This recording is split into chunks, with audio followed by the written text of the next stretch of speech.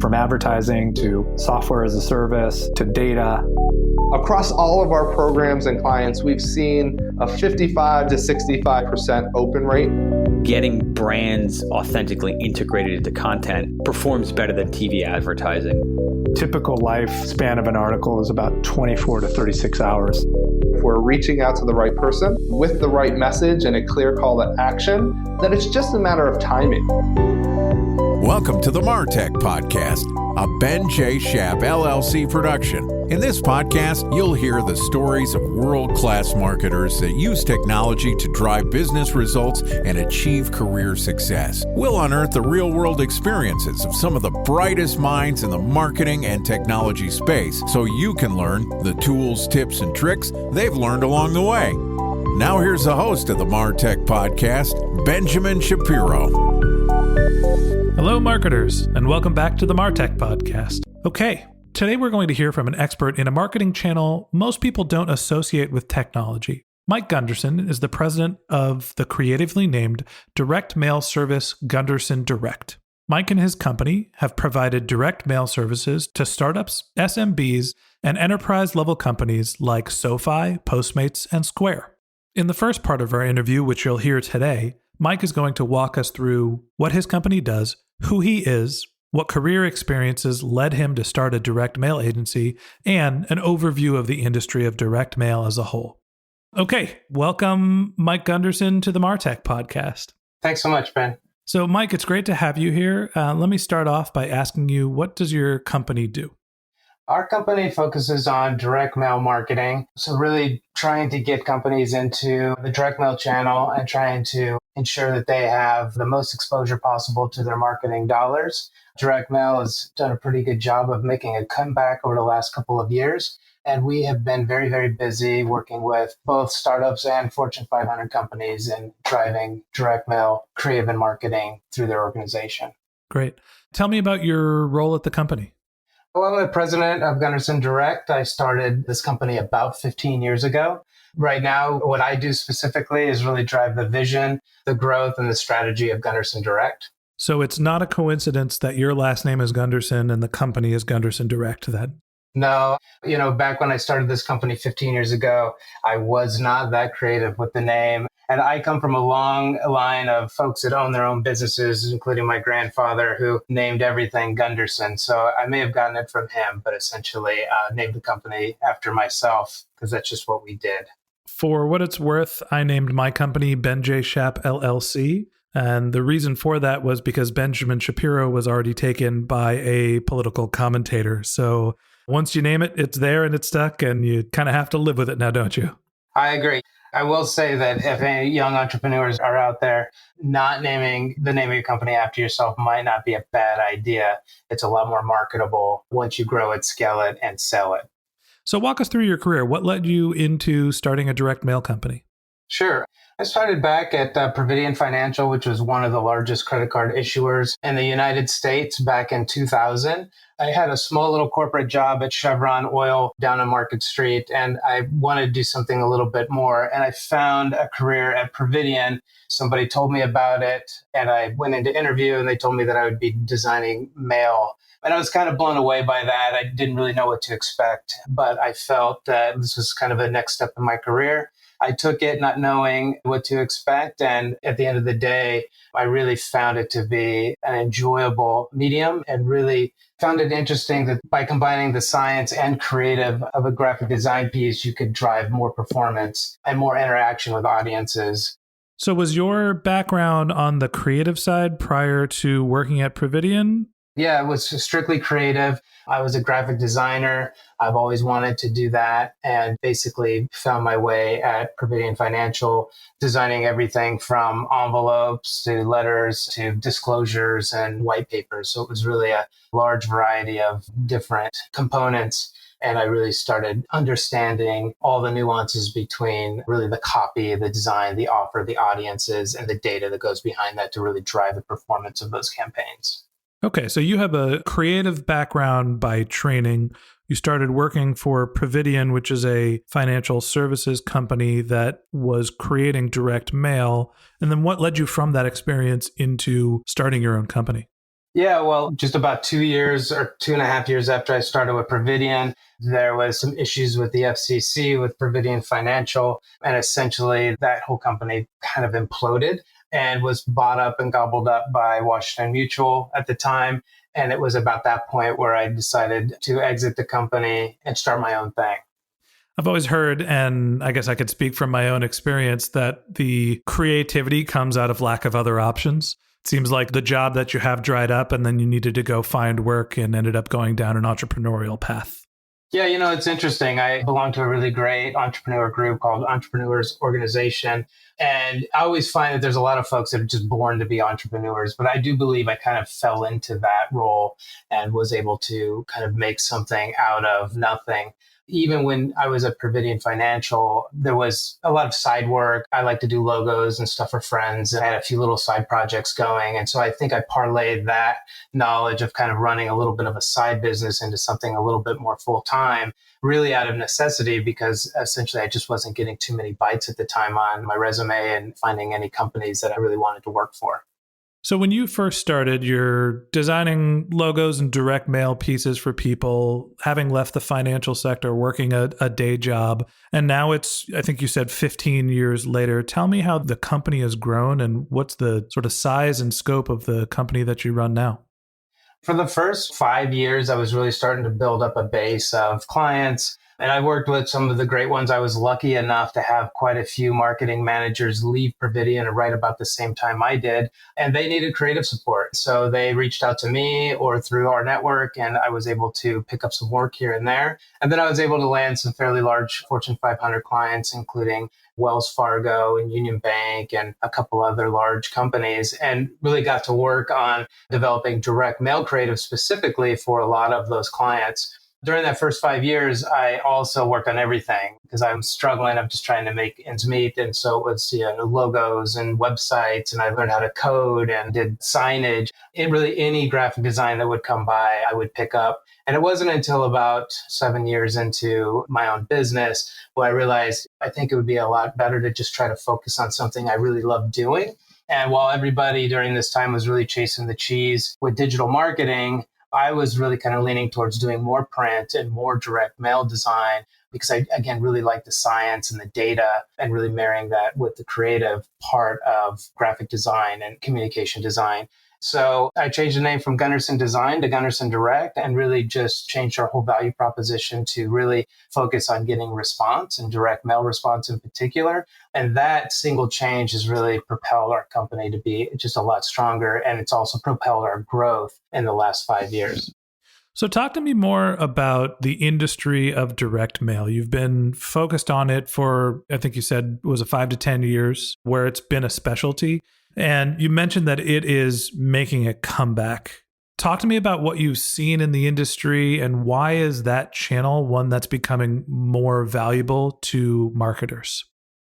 I think that a lot of people got really, really into digital marketing, really coming off of 2002, 2003, and then started growing very, very quickly after those years. And at the time, we also were kind of heading into 2008, where we had a big financial crisis and marketing budgets were starting to dry up. So the one thing about direct mail, which is kind of hard sometimes, is that it takes a lot of financial support. Unlike digital and sending an email, there's quite a bit of extra costs, including printing, postage, and of course, agency service costs. So we saw a little bit of a dip. However, my company was so small, we were so agile that the few companies that we did work with actually saw the benefit of working with a smaller agency at the time. And we actually grew during the 2008, 2009 time period, picking up more work, but maybe just not as big of mailings, if you will. And at that time, too, it's important to note that we were really only focused on creative. So really design, strategy, copy, not production and not mail services.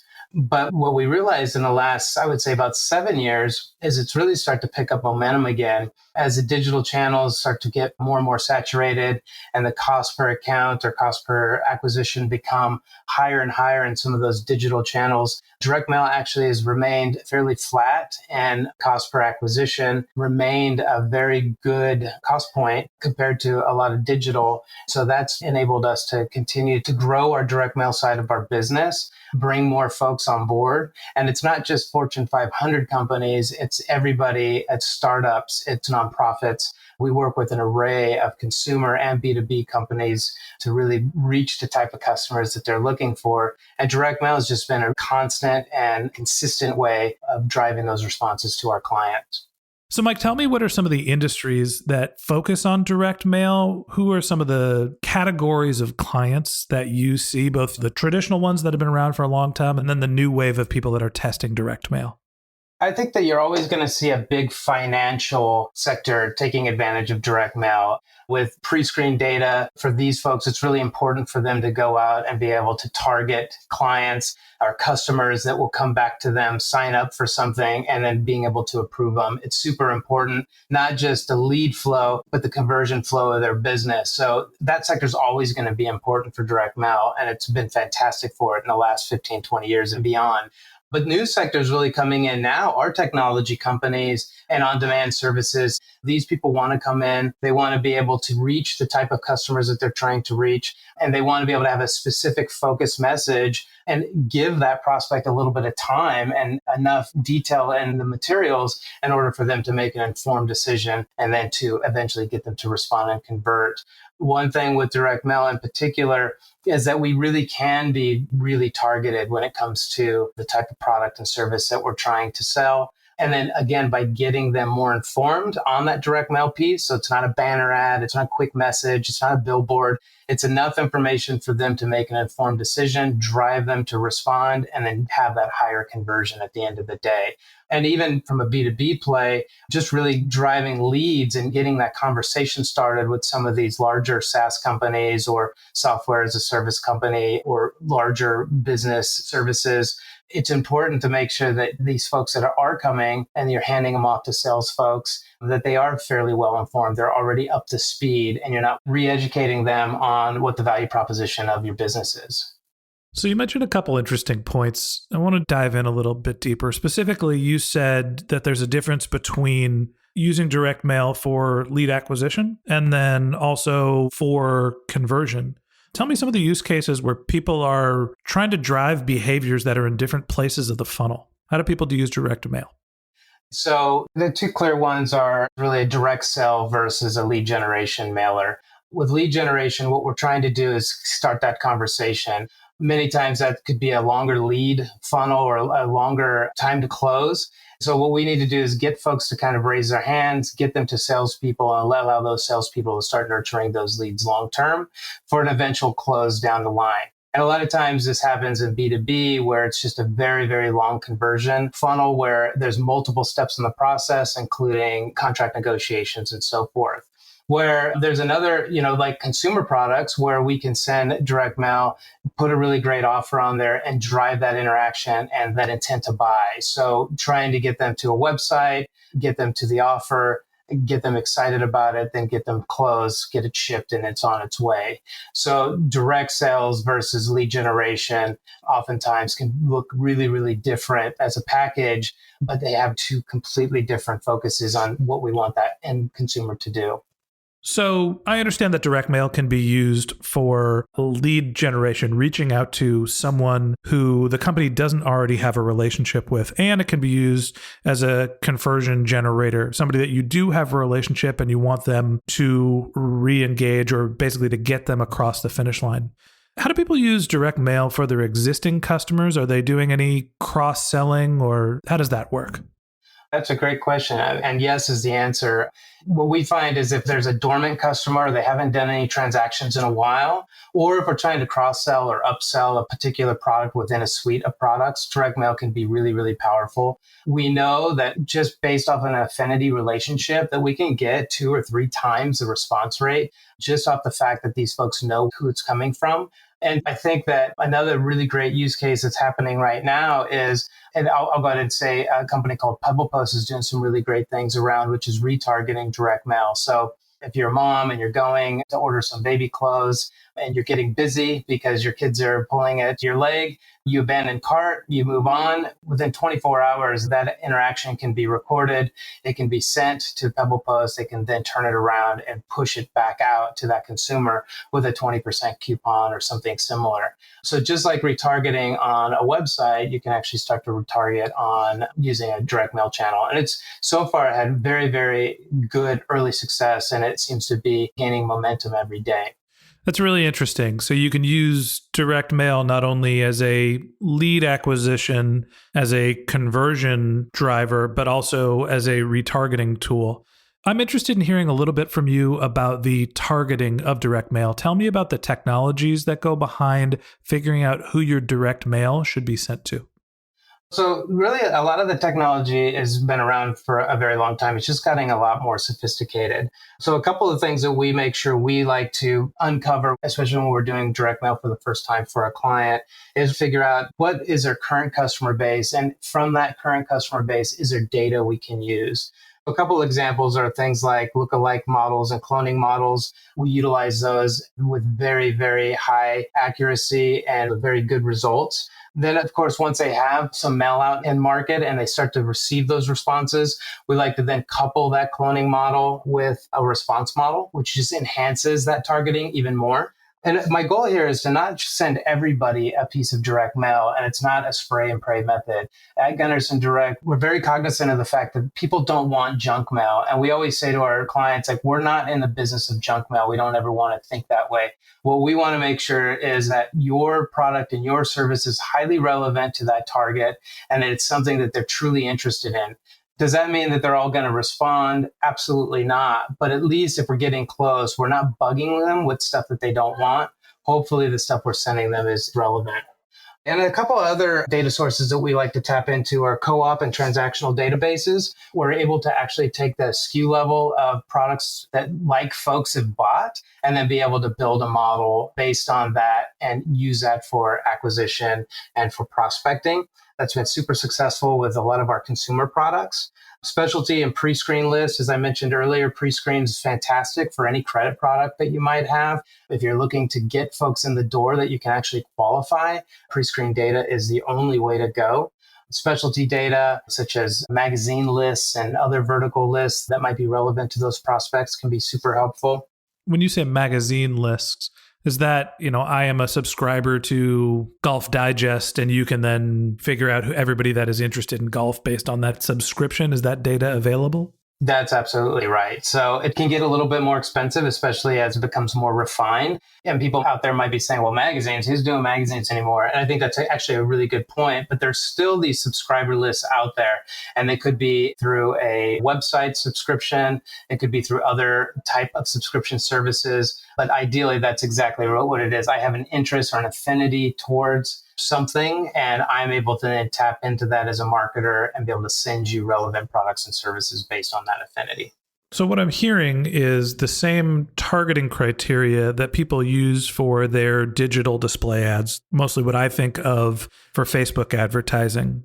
You can look at household income, you can look at demographics, but then you can also use an algorithm to create a like audience and figure out who is most likely to convert using a direct mail piece. That is exactly right. In fact, when we talk about cloning models, we often reference Facebook because it's the exact same process. It's simply uploading your customer list into something and then getting attributes from those customers and then be able to match those attributes with a compiled audience. And that's exactly what we do. One other really successful way to target folks is life event data and trigger data. So new mover data, new moms, people who have been just married, people who have been just divorced. These types of lists can be really, really great for all kinds of retailers and marketers because they're able to pinpoint certain life stages within those prospects and be able to send them relevant products and services. So where does that data come from? How do you know when someone gets divorced or has a baby? A lot of it is local, and list providers are out there scraping that data. But new movers is an easy one. So whenever you move from one house to another, you put in a NCOA, which is a national change of address, to the U.S. Post Office. And once that's done, that is now public record. Compilers go in, they grab that public record, and then that is why you receive a 25% discount coupon to Bed Bath & Beyond when you move to your next apartment or home. So Bed Bath & Beyond looking at National Movers database to use direct mail to re-engage you when you need a new bed cover. That's correct. Great. Okay, that wraps up this episode of the MarTech podcast. Thanks to Mike Gunderson for joining us. In part 2 of this interview, which we'll publish later this week, Mike is going to walk us through some best practices for testing direct mail campaigns and tell us how Gunderson Direct thinks about customer segmentation, their products, and the methodology of measurement for direct mail.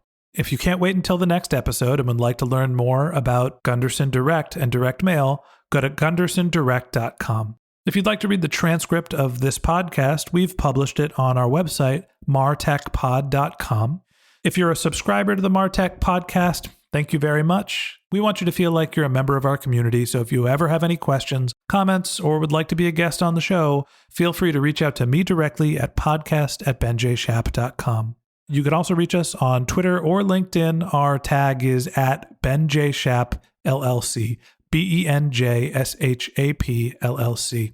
Also, if you're feeling very generous, we'd love for you to leave us a review in the iTunes store.